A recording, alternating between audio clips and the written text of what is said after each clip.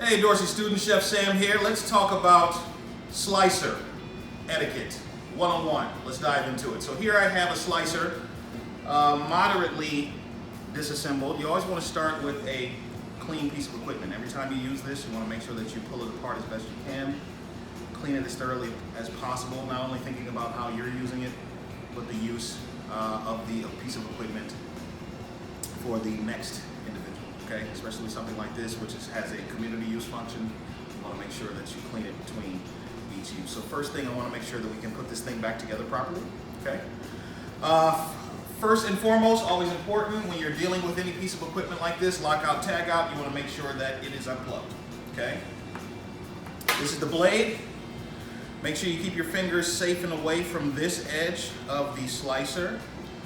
This knob here, I don't know if you want to get a close up on that for me, Chef. This knob here focuses the adjustment of the slicer, so you can sort of hide that blade if you adjust it accordingly, okay?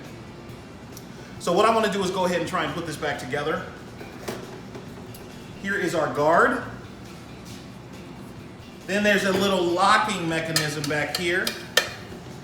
You screw that in and it locks this plate into place. Here's a safety guard here, right? Safety guard goes down just like this.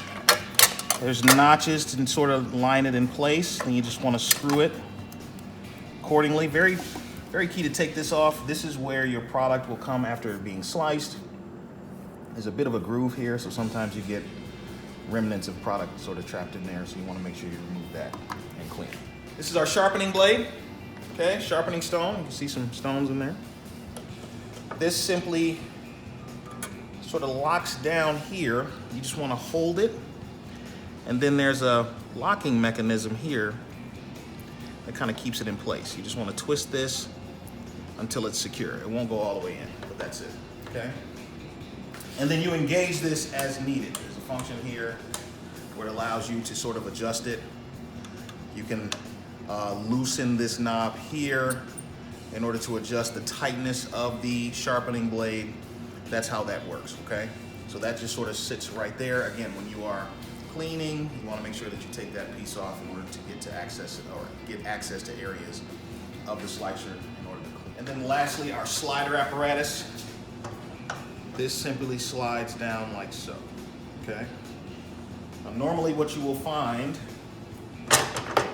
is there will be a knob locking mechanism here. Some of them are sold with it, some of them are sold without. But as long as it is flush, you should be good to go. Okay? That's how you assemble the slicer. Okay? Once we're done, in order to disassemble this, or disassemble this rather, again, you're unscrewing your bolt, taking your slider off.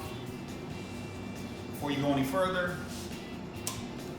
unplugging so you don't have any accidental engaging of the motor, okay? Sharpener, we're loosening, just enough to remove.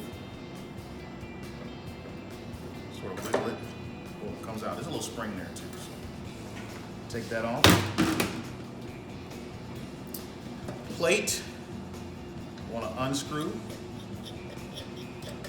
And this should slide all the way down once it disengages from the plate. It should slide and then it catches, so you don't have to worry about losing it. And then we just gingerly remove that. And then our last piece is our guide here. Just want to unscrew that.